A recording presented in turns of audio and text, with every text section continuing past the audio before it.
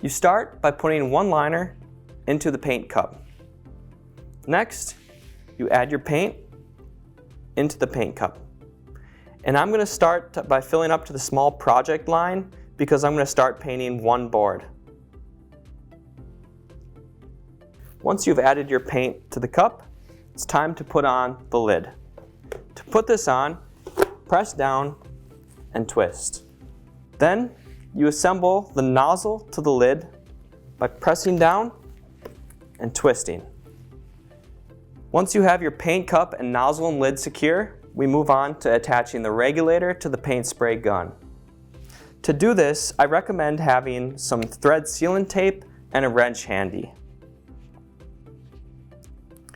I'm going to use thread sealant tape on each of the couplings to make sure that there is no air leaks going on while I paint. Once I have the thread sealant tape on the threads of the gun, I will attach the regulator to the gun. And use a wrench to hand tighten.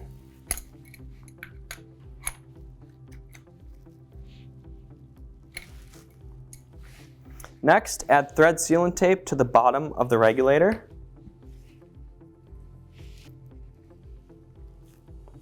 And attach the coupler to the bottom of the regulator.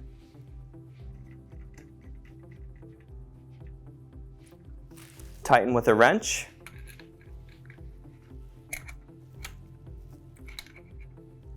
And now you have the regulator assembled to the spray gun. To attach the spray gun to the paint cup, you flip your gun upside down like so. You press into the nozzle, attaching into these grooves, and you twist. Once it's locked in place, you are ready to flip your gun upside down and attach it to the air hose.